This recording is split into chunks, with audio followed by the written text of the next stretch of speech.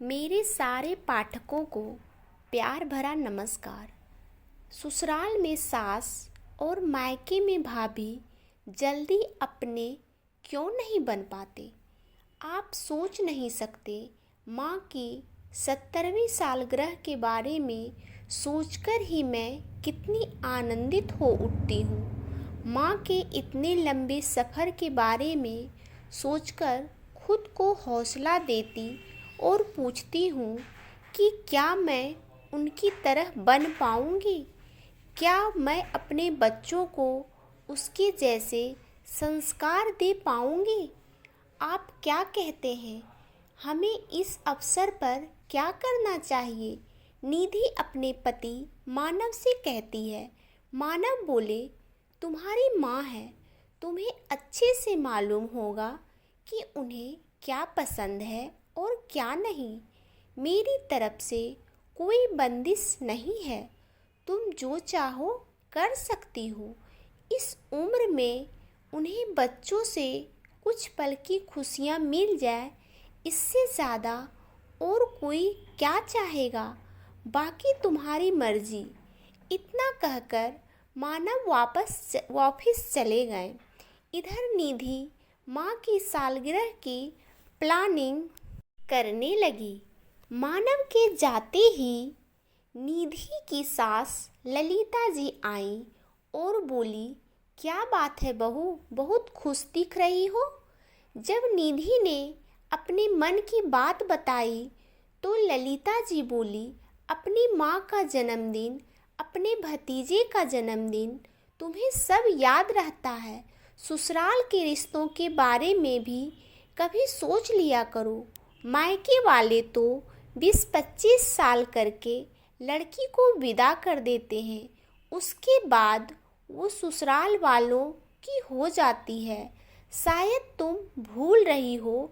निधि मुस्कुराई और बोली, मम्मी जी, शायद आप भूल रहे हैं।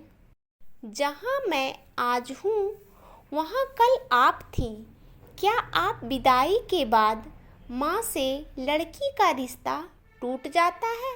जो बंधन जन्म के पहले जुड़े हुए हैं उन्हें मजबूरी बस डॉक्टर काट कर अलग करता है।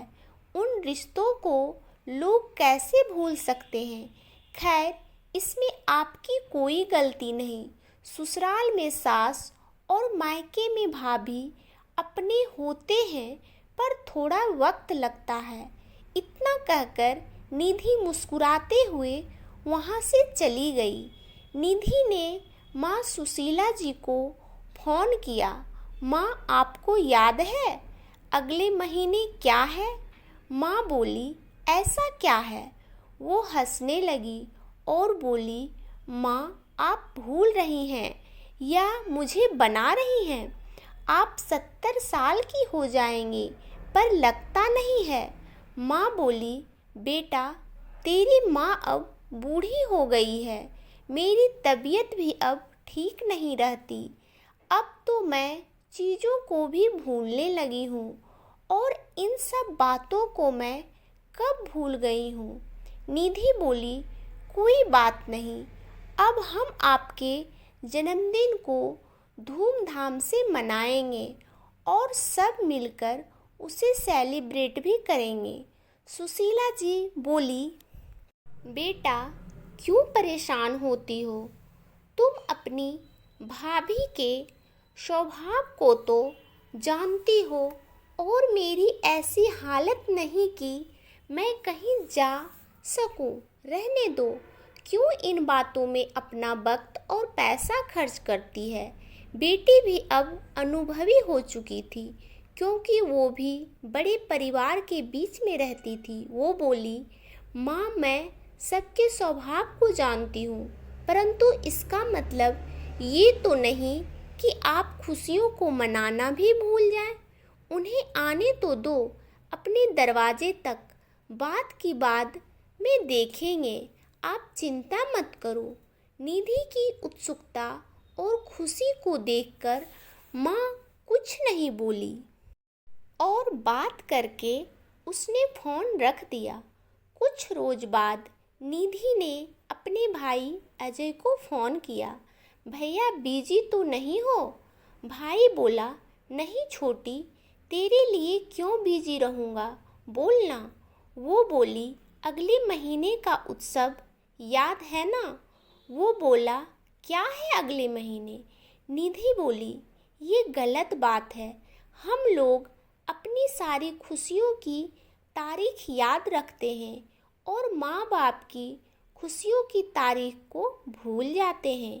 भाई के पूछने पर निधि ने याद दिलाया तो भाई को भी बुरा लगा कि वो भी भूल गया था। दोनों भाई बहन ने प्लान किया कि माँ के जन्मदिन को खूब धूमधाम से मनाएंगे, क्योंकि पापा के जाने के बाद माँ खुशियों में शामिल होना ही छोड़ दी थी। तो इस बार उनके जानने वालों को भी बुलाएंगे। समय बीता और सालगिरह की तारीख करीब आई। निधि पूरे परिवार के साथ अपने मायके आई। रेनू का स्वभाव थोड़ा अलग था। एक दो दिन तो ठीक रही, पर जब दोनों भाई बहन के प्लान के बारे में उसे पता चला तो वो झूठी हंसी दिखाकर और अजय से नाराज होकर अपने कमरे में चली गई। उसे मनाने के लिए अजय भी पीछे पीछे गया तो रेनू बोली, अजय तुमने मुझे पहले ये सब क्यों नहीं बताया? और इस उम्र में क्या वो सालगिरह की पार्टी मनाएगी? मैं जब कुछ बोलती हूँ तो तुम कहते हो बहुत खर्च होगा। अब क्या हुआ?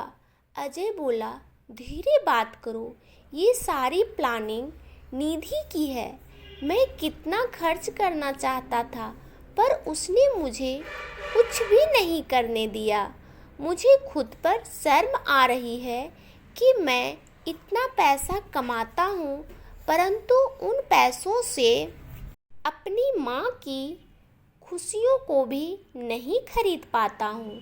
ऐसा नहीं था कि निधि उस जगह से अनजान थी। पूरा बचपन उसी जगह उसने बिताया था। उसने अपने कुछ रिश्तेदारों को भी न्योता दिया और सारी तैयारी उसने खुद की थी। माँ की ऐसी हालत नहीं थी कि वो कुछ समझ पाती। कभी कभी तो सबको पहचानने से भी इनकार कर देती थी। निधि की माँ को नीले रंग बहुत पसंद था। उसने अपनी माँ को नीले रंग की साड़ी पहनाई। माँ ने कहा, इस उम्र में मुझे नीला रंग क्यों पहना रही हो? वो बोली, माँ हर रंग को जीवन में आने दो और खुशियों को हमें भी अपने तरीके से मनाने दो। अपने कितने साल हमारे जन्मदिन और हमारी शादी की सालगिरह मनाई, फिर हमारा भी तो कुछ फर्ज बनता है। और पापा के जाने के बाद कितने दिनों बाद आपके चेहरे पर ये खुशी आई है। पूरे परिवार के सामने माँ ने अपने बच्चों का हाथ पकड़कर केक काटा।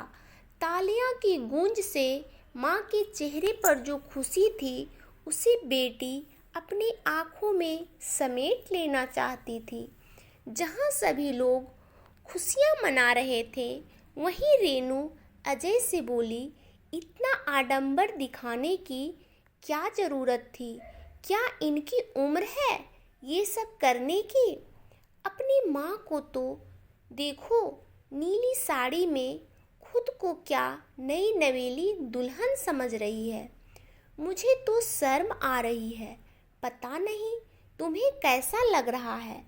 अजय बोला, कभी कभी दूसरों की खुशियों में भी शामिल होना सीखो, वरना जीवन भर यूं ही कोने में खड़ी खड़ी बड़बड़ाती जाओगी। अजय और उसकी पत्नी ने ध्यान नहीं दिया कि वहीं पीछे मानव मेहमानों के साथ खड़े थे। जो सब सुन रहे थे, वो मेहमानों से थोड़ा वक्त लेकर भैया भाभी के पास आए और बोले, भाभी आप अपनी ज़िंदगी में खुश हैं, ये देखकर मुझे बहुत खुशी होती है। परंतु पापा जी के जाने के बाद ऐसा क्या हो गया कि निधि की माँ खुशियाँ नहीं मना सकती है? अजय बोला, अरे मेहमान जी, इसकी बातों पर ध्यान ना दे।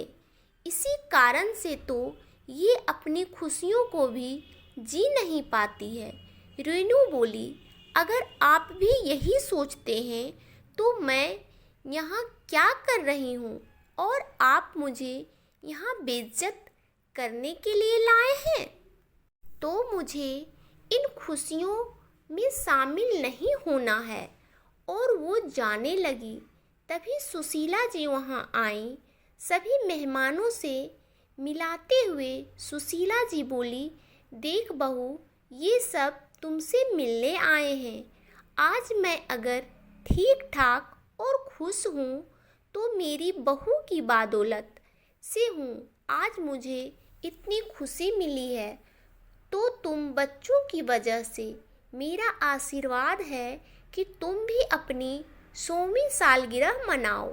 अपनी सास के मुंह से ऐसी बातें सुनकर रेनू को एहसास हुआ कि वो उनके बारे में कितना गलत सोचती है और वो झोली भर भर के उसे आशीर्वाद दे रही है।